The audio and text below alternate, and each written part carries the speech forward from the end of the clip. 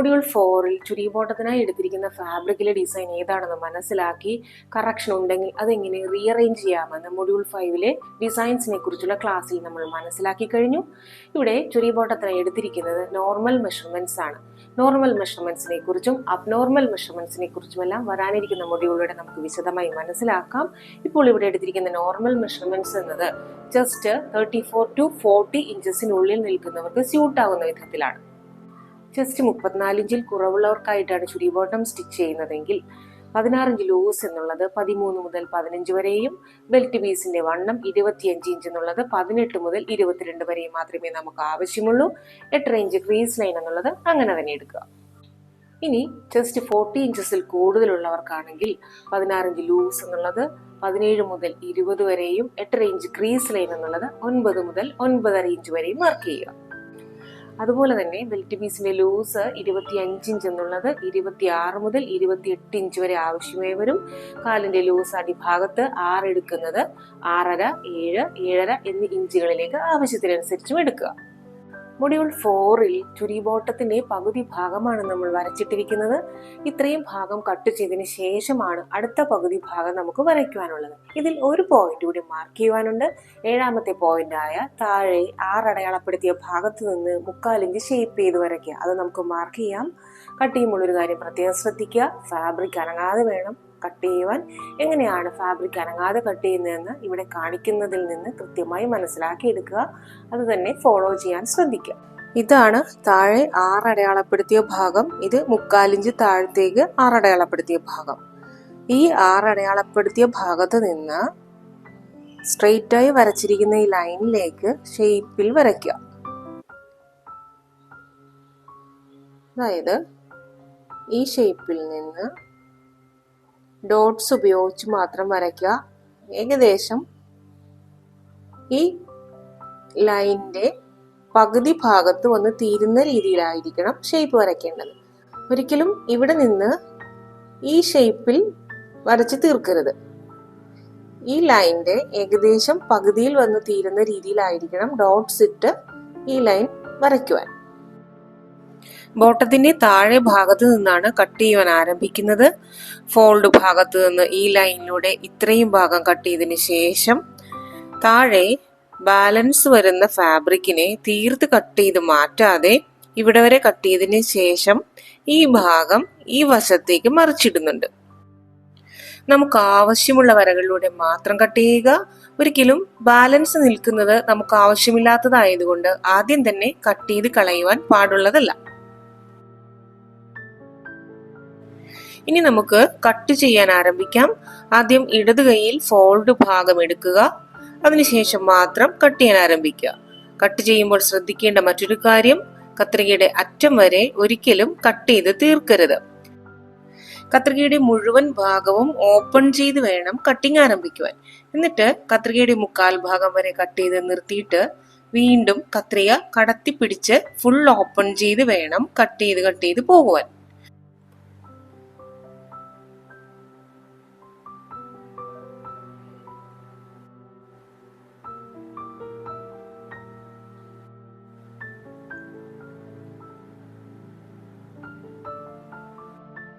പോയിന്റിൽ എത്തിക്കഴിയുമ്പോൾ താഴെ ബാലൻസ് വരുന്ന ക്ലോത്തിനെ ഇപ്പുറത്തേക്ക് മറിച്ചിടുക.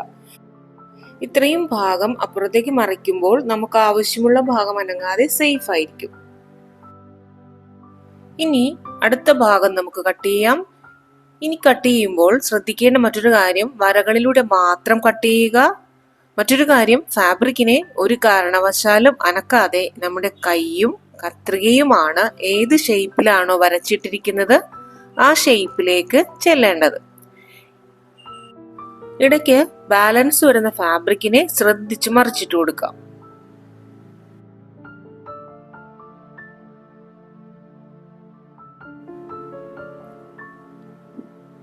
പതുക്കെ ശ്രദ്ധിച്ച് കട്ട് ചെയ്യണം.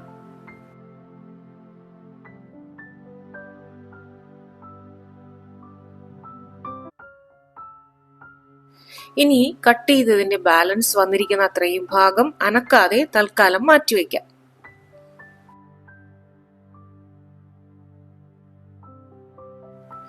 ഇനി ഇതിൽ കുറച്ച് കാര്യങ്ങൾ കൂടി നമുക്ക് ചെയ്യുവാനുണ്ട്. അതെന്താണെന്ന് നമുക്ക് നോക്കാം. മാക്സിമം ഫുൾ ലെങ്ത് നമ്മൾ അടയാളപ്പെടുത്തിയിരുന്നു.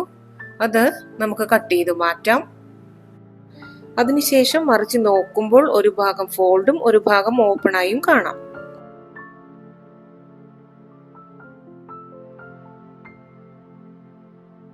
അത് മാത്രവുമല്ല, രണ്ടു ഭാഗവും ഈക്വൽ അല്ല എന്ന് നമുക്ക് മനസ്സിലാകും. ഒരല്പം ഇതിൽ നിന്ന് വ്യത്യാസപ്പെട്ടാണ് നിൽക്കുന്നത്. ഇതുപോലുള്ള ചെറിയ വ്യത്യാസങ്ങളാണെങ്കിൽ ഈ ചെറിയ ഭാഗത്തിനനുസരിച്ച് ഒരുമിച്ച് കട്ട് ചെയ്യാം. അതിനുശേഷം ഈ ഫോൾഡ് കൂടി കട്ട് ചെയ്യുക. ഇനി ഇതുപോലെ അല്ലാതെ ചിലരുടെയെങ്കിലും ഫാബ്രിക്കിൽ രണ്ട് വീതിയിൽ വന്നിട്ടുണ്ടാവാം. അങ്ങനെ വരുന്നതിനെ എങ്ങനെ അറേഞ്ച് ചെയ്യണമെന്നുള്ളത് ഈ വീഡിയോയുടെ അവസാന ഭാഗം കാണിക്കുന്നുണ്ട്. അത് നോക്കി മനസ്സിലാക്കുക. ഇപ്പോൾ നമുക്കിവിടെ കിട്ടിയിരിക്കുന്നതിനനുസരിച്ച് കൂടുതലായി നിൽക്കുന്ന ഭാഗം ലെവൽ ചെയ്ത് മാറ്റാം.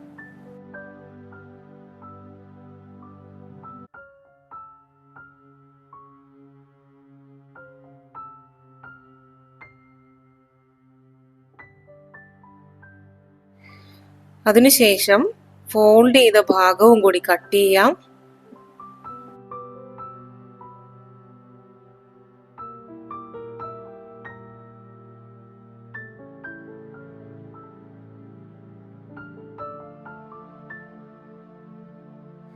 ഇപ്പോ 4 ഭാഗവും ഈക്വലായി വന്നിട്ടുണ്ട്. ഇതിനെ നമുക്കൊന്ന് മടക്കി വയ്ക്കാം. ജോയിന്റ് ചെയ്യേണ്ട പീസിനായി വീണ്ടും ഇത് ആവശ്യമുണ്ട്. അതിനു മുൻപായി ബെൽറ്റ് പീസ് എടുത്തിട്ട് അതിൽ നിന്നും ബാലൻസ് വരുന്ന പീസിൽ നിന്നാണ് ജോയിന്റ് ചെയ്യേണ്ടതിനെ അറേഞ്ച് ചെയ്യേണ്ടത്. ഇനി നമ്മൾ നേരത്തെ മാറ്റിവെച്ച ബാലൻസ് ഫാബ്രിക് എടുക്കുക. ഇതിൽ നിന്ന് മുകളിലുള്ള ഓപ്പൺ ആയിരിക്കുന്ന 2 പീസ് എടുക്കുക. തേരുവശം ഇറക്കമായി വരുന്ന നീളത്തിലുള്ള പീസാണിത്. ഇത് മാറ്റിവെക്കുക. മുകളിൽ നിന്ന് താഴേക്ക് തേരുവശം വരുന്ന രീതിയിലാണെങ്കിൽ കൺസ്ട്രക്ഷനിൽ പറഞ്ഞിരിക്കുന്നത് പോലെ 8.5 ഇഞ്ച് തന്നെ എടുക്കണം. ഇവിടെ വണ്ണത്തിലേക്കാണ് തേരുവശം എടുത്തിരിക്കുന്നത്. അതുകൊണ്ട് 8.5 എന്നുള്ളത് 8 ഇഞ്ചായി ആണ് എടുത്തിട്ടുള്ളത്. ഇനി നമ്മുടെ അവസാനത്തെ പോയിന്റ് ആയ 8 ഇഞ്ച് ഇറക്കത്തിലും 25 ഇഞ്ച് വണ്ണത്തിലുമുള്ള 2 പീസ് ബെൽറ്റ് പീസിനായി എടുക്കുക എന്നത് മാർക്ക് ചെയ്യാം. 25 ഇഞ്ച് വണ്ണത്തിലും 8 ഇഞ്ച് ഇറക്കത്തിലും വരയ്ക്കുന്നതിന് മുൻപ് തന്നെ മാർക്ക് ചെയ്തത് കറക്റ്റ് ആണോ എന്ന് നോക്കുക. കറക്റ്റ് ആക്കിയിട്ട് മാത്രം ജോയിൻ ചെയ്ത് വരയ്ക്കാം.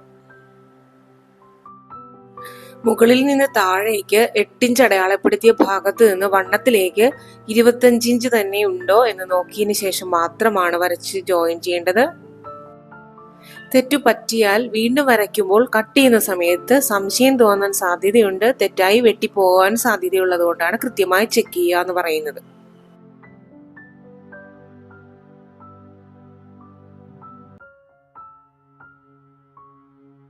മുകളിൽ 25 ഇഞ്ച് അടയാളപ്പെടുത്തിയ ഭാഗത്ത് നിന്ന് താഴെ 8 ഇഞ്ച് അടയാളപ്പെടുത്തിയ ഭാഗത്തേക്ക് യോജിപ്പിച്ച് വരയ്ക്കുക. ഒരിക്കൽ കൂടി നമുക്ക് മനസ്സിലാക്കാം. 25 ഇഞ്ച് വണ്ണത്തിലും 8 ഇഞ്ച് ഇറക്കത്തിലുമുള്ള 2 പീസാണ് ബെൽറ്റ് പീസിനായി ആവശ്യമുള്ളത്. ഇവിടെ ഫോൾഡ് ഭാഗമായതിനാൽ രണ്ടായിട്ടല്ല ഒറ്റ പീസായിട്ടാണ് കിട്ടിയിട്ടുള്ളത്. ചുരിബോട്ടത്തിന്റെ ഫസ്റ്റ് പാർട്ടിൽ മടക്കാൻ പറഞ്ഞതുപോലെ തന്നെ മടക്കിയിട്ടുള്ള എല്ലാവർക്കും ഈ ഭാഗം ഫോൾഡ് ആയിട്ട് തന്നെ കിട്ടിയിട്ടുണ്ടാവും. അതുപോലെ തന്നെ 8 ഇഞ്ചിൽ നിന്ന് 25 ഇഞ്ചിലേക്ക് 2 ഭാഗത്തും കിട്ടുന്നിടത്താണ് ഈ വരകൾ വരേണ്ടത്. ഇനി നമുക്കിത് വരകളിലൂടെ കട്ട് ചെയ്യാം. ആദ്യം ഈ ഭാഗം നമുക്ക് കട്ട് ചെയ്യാം. വളരെ ശ്രദ്ധിച്ചു വേണം കട്ട് ചെയ്യുവാൻ. ഈ ഭാഗം കട്ട് ചെയ്യുമ്പോഴും നമ്മുടെ ഫാബ്രിക് അനങ്ങാതെ വേണം ശ്രദ്ധിക്കുവാൻ.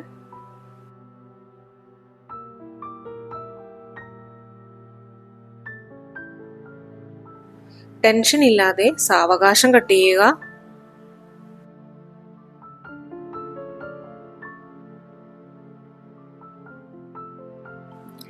ബാലൻസ് വന്നിരിക്കുന്ന ഈ പീസ് നമുക്ക് മാറ്റാം. ഇനി ചെയ്യേണ്ട ഒരു പ്രത്യേക കാര്യം, ഇതാണ് ഫോൾഡ് ഭാഗമായി കിട്ടിയിരിക്കുന്നത്. ഈ ഭാഗത്ത് ചെറുതായിട്ടൊന്ന് ചരിച്ച് കട്ട് ചെയ്യുക. അതിനുശേഷം ഇതാണ് ഓപ്പൺ ആയിരിക്കുന്ന ഭാഗം. അപ്പുറത്തെ ഫോൾഡ് ആണ്. ഇവിടെ 3/4 ഇഞ്ച് അലവൻസ് മാർക്ക് ചെയ്യുക. അതിനുശേഷം ഇവിടെ നിന്ന് 5 ഇഞ്ച് മാർക്ക് ചെയ്യുക.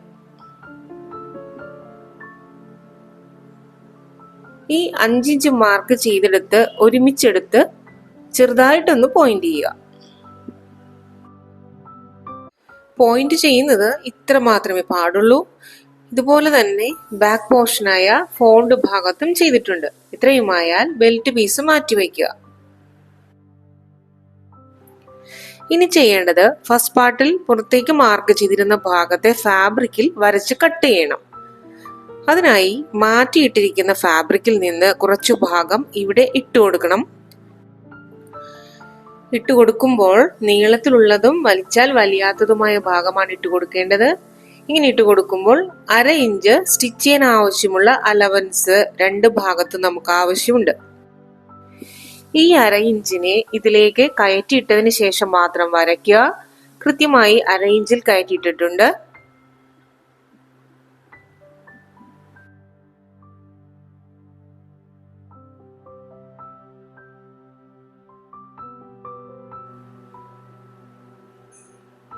ഇനി മൊഡ്യൂൾ 4-ൽ ഫാബ്രിക്കിന് പുറത്ത് മാർക്ക് ചെയ്തിരുന്ന 16 ഇഞ്ച് ലൂസ് വണ്ണത്തിലേക്ക് മാർക്ക് ചെയ്ത് വരയ്ക്കുക.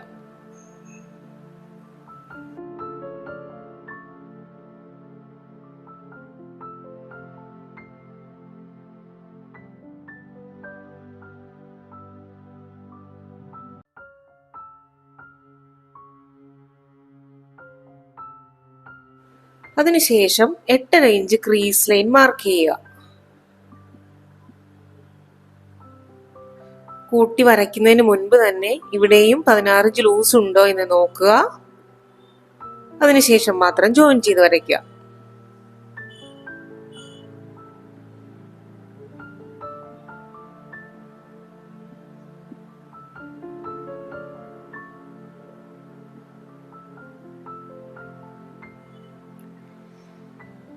ഇനി താഴെ 6-ൽ നിന്ന് വരുന്ന ഈ ഷേപ്പ് കംപ്ലീറ്റ് ചെയ്ത് വരയ്ക്കാം.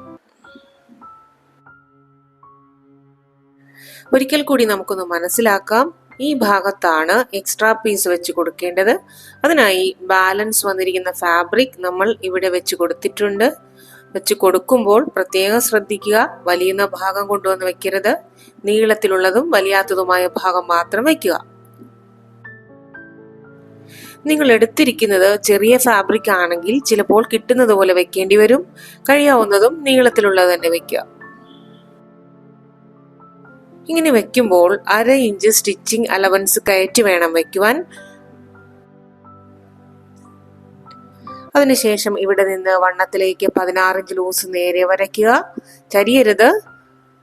അവിടെ നിന്ന് താഴേക്ക് 8.5 ഇഞ്ച് ക്രീസ് ലൈൻ മാർക്ക് ചെയ്യുക.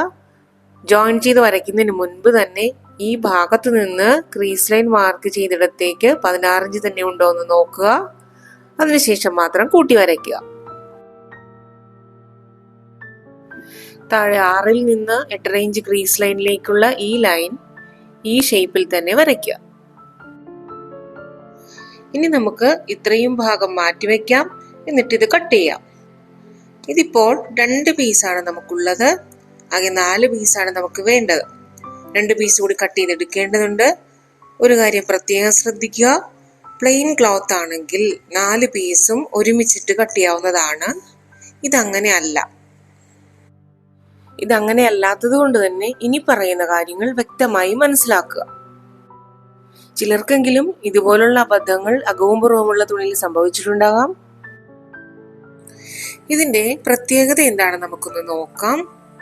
അകത്ത് തമ്മിൽ മുട്ടിക്കിടക്കുന്നത് ഒന്നുകിൽ രണ്ടും നല്ല വശമോ അല്ലെങ്കിൽ രണ്ടും അകവശമോ തന്നെ ആയിരിക്കണം. ഒരു നല്ല വശവും ഒരു അകവശവും തമ്മിൽ മുട്ടിക്കിടക്കാതിരിക്കാൻ പ്രത്യേകം ശ്രദ്ധിക്കണം.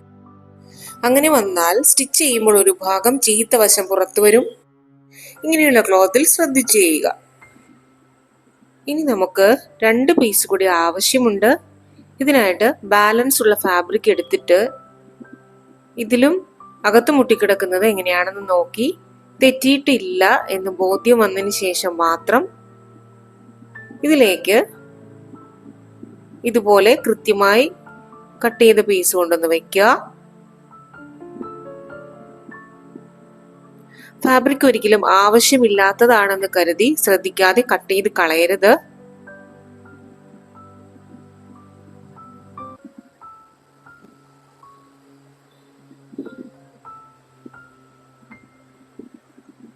ഇനി ഈ ഷേപ്പിലൂടെ കട്ട് ചെയ്തെടുക്കാം.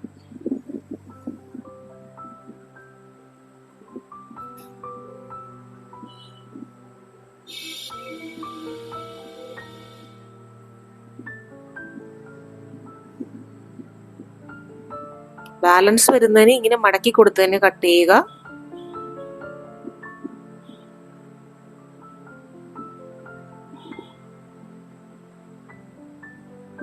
ഇതിപ്പോ നമ്മൾ കട്ട് ചെയ്തു. സ്റ്റിച്ച് ചെയ്യാൻ ഇരിക്കുമ്പോൾ ചിലപ്പോൾ ഏത് ഭാഗം എവിടെ കൊണ്ട് വയ്ക്കണമെന്ന് മനസ്സിലാവില്ല. ചിലപ്പോൾ ഈ ഭാഗം ഇവിടെ കൊണ്ട് വയ്ക്കാം. അങ്ങനെ വരാതിരിക്കുവാനായി ഒന്ന് അടയാളപ്പെടുത്താം. ഈ ഭാഗം ഒരുമിച്ചെടുത്ത് മടക്കി പിടിച്ച് ചെറുതായിട്ടൊന്ന് ഇങ്ങനെ കട്ട് ചെയ്യുക. അതുപോലെ തന്നെ ഈ ഭാഗത്ത് കൊണ്ടൊന്ന് വെക്കാനുള്ളതാണ് ഇതൊന്ന് മനസ്സിലാക്കുവാനായി ഇവിടെയും ഒരുമിച്ച് പിടിച്ച് കട്ട് ചെയ്യാം. ഇപ്പോ ഈ രണ്ട് ഭാഗത്തും വി ഷേപ്പിലുള്ള മാർക്ക് വന്നിട്ടുണ്ട്. സ്റ്റിച്ച് ചെയ്യാനിരിക്കുമ്പോൾ ഈ ഭാഗം രണ്ടും തമ്മിലാണ് ജോയിന്റ് ചെയ്യേണ്ടതെന്ന് നമുക്ക് മനസ്സിലാക്കാൻ സാധിക്കും. നമ്മൾ ഫാബ്രിക്കിൽ കട്ട് ചെയ്തപ്പോൾ ഈ ഭാഗം ചെറിയ ഡിഫറൻസ് ആയതിനാൽ ഒരുമിച്ച് ലെവൽ ചെയ്തതിനു ശേഷം 4 പീസ് ഒരുമിച്ചെടുക്കുന്നതായിട്ടാണ് നമ്മൾ പഠിച്ചത്. ഇതുപോലെ 2 ഭാഗമായിട്ട് വന്നിട്ടുള്ളവരുണ്ടാവാം. അങ്ങനെയുള്ളവർക്ക് എങ്ങനെയാണ് ഇത് അറേഞ്ച് ചെയ്യേണ്ടതെന്ന് നമുക്ക് ഈ ചാർട്ട് പേപ്പറിൽ ചെയ്യുന്നതിൽ നിന്ന് മനസ്സിലാക്കാം. നമുക്ക് ബാലൻസ് വരുന്ന പീസുകൾ തന്നെ എടുക്കാം. ഈ ഭാഗം ഫാബ്രിക്കിൽ ഒരു കാരണവശാലും എടുക്കരുത്. ഇത് വലിച്ചാൽ വലിയുന്ന ഭാഗമാണ്. അതൊരിക്കലും എടുക്കാതിരിക്കുക. വലിയാത്ത ഈ ഭാഗമോ ആയിരിക്കണം കൊണ്ടുവന്നിടേണ്ടത്. ഇതിലിപ്പോ അറേഞ്ച് ചെയ്യുമ്പോൾ 2 വീതിയിലാണ് നമുക്ക് ആവശ്യമുള്ളത്. അപ്പോ ഈ ഭാഗം ചെറിയ പീസും ഈ ഭാഗം വലിയ പീസും കൊണ്ടുവന്നിടാൻ ശ്രദ്ധിക്കുക. അതുപോലെ തന്നെ സ്ട്രെയിറ്റ് അല്ലാത്ത ഭാഗം ഈ ഭാഗത്ത് കൊണ്ടുവന്ന് വെക്കരുത്. ഈ ഭാഗമാണ് കൊണ്ടുവന്ന് വെക്കുന്നതെങ്കിൽ വലിയാൻ സാധ്യതയുണ്ട്. ഒരു കാരണവശാലും ക്ലോത്തിൽ അങ്ങനെ കൊണ്ടുവന്ന് വെക്കരുത്. ഇത് ചെറിയ പീസാണ്. അത് 1/2 ഇഞ്ച് കയറ്റി ഇവിടെ ഇടുന്നുണ്ട്. അതുപോലെ തന്നെ വലിയ പീസും ഈ ഭാഗത്തേക്ക്, കൂടുതൽ ഫാബ്രിക് ആവശ്യമുള്ള ഭാഗത്തേക്ക് ഒരുമിച്ച് കൊണ്ടുവന്ന് ഇടുന്നുണ്ട്. രണ്ടും 1/2 ഇഞ്ച് കയറ്റി ഇടാൻ പ്രത്യേകം ശ്രദ്ധിക്കുക. ഇവിടെ നേരത്തെ കട്ട് ചെയ്ത് വെച്ചിരുന്ന ഷേപ്പിന്റെ കുറച്ച് ഭാഗം നമുക്ക് നിൽക്കുന്നത് തടവി നോക്കിയാൽ മനസ്സിലാവും. അവിടെ ചെറുതായിട്ടൊന്ന് ചോക്ക് കൊണ്ട് മാർക്ക് ചെയ്തിട്ടിരിക്കുക. മനസ്സിലായില്ലേ? ഈ ഭാഗമാണ് നമുക്ക് ആവശ്യമായി വരുന്നത്. ഈ ഭാഗത്തേക്ക് ഈ ഷേപ്പ് കൂടി വരച്ചിടുക. 2 വീതിയിലുള്ള തുണിയാണെങ്കിലും ഒരുമിച്ച് ഏറ്റവും സിമ്പിളായി ചെയ്യാൻ പറ്റുന്ന മെത്തേഡാണ് കാണിക്കുന്നത്. ഇതുപോലെ തന്നെ ചെയ്യാൻ ശ്രദ്ധിക്കുക. മുകളിൽ ഏറ്റവും ലെങ്ത് വരുന്ന ഭാഗത്ത് വെച്ച് 16 ഇഞ്ചിലേക്ക് മാർക്ക് ചെയ്യുക. മിനിയേച്ചർ ഫോം ആയതുകൊണ്ടാണ് 10 എടുക്കുന്നുള്ളൂ.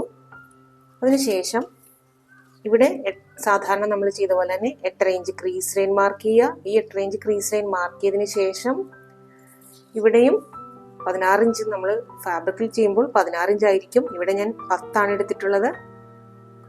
ചാർട്ട് പേപ്പർ ആയതുകൊണ്ടാണ് 10 എടുത്തിരിക്കുന്നത്. ഇത്രയും ഭാഗം 10 തന്നെയാണോ എന്ന് ഉറപ്പിച്ചതിന് ശേഷം മാത്രം ഈ വരകളെല്ലാം ജോയിൻ ചെയ്ത് വരയ്ക്കുക. അതുപോലെ തന്നെ ഇവിടെയും വരയ്ക്കുക.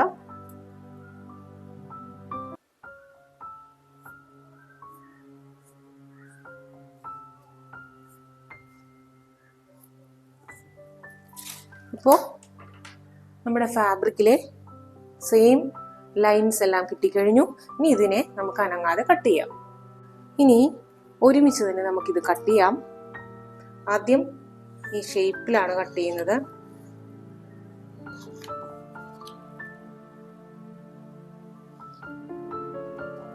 താഴെ നമ്മുടെ ഫാബ്രിക് ഉണ്ടോ എന്ന് ശ്രദ്ധിച്ച് നോക്കിയിട്ട് വേണം. അതുപോലെ തന്നെ ഈ ഭാഗം നിങ്ങൾ ഫാബ്രിക്കിൽ മടക്കിയിട്ടതിന് ശേഷം കട്ട് ചെയ്യാം. ഇനി ഒരുമിച്ച് അടിയിലുള്ള എല്ലാ ഫാബ്രിക്കും കൂടി ഒരുമിച്ച് എടുത്തിട്ട് വേണം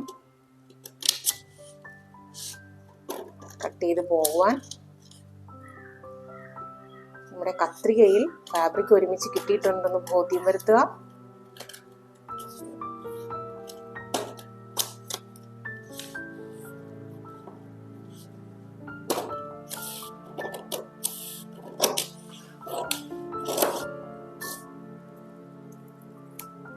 ഇനി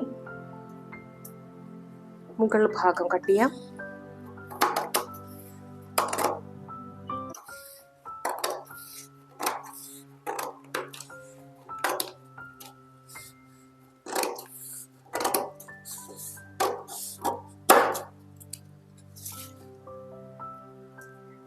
നമുക്ക് ആവശ്യമുള്ളതൊക്കെ ആയി കഴിഞ്ഞു. ഇനി നമുക്കൊന്ന് എടുത്തു നോക്കാം. ഇത് കണ്ടില്ലേ, ഇത്രയും ഭാഗം ഇങ്ങനെ പിടിച്ചുകൊണ്ട് ഇങ്ങനെ മടക്കുക. മടക്കിയിട്ട് മറ്റതിൽ നമ്മൾ കണ്ടതുപോലെ തന്നെ ചെറുതായിട്ടൊന്ന് പോയിന്റ് ചെയ്യുക. അതുപോലെ തന്നെ ഇതിലും പോയിന്റ് ചെയ്യുക.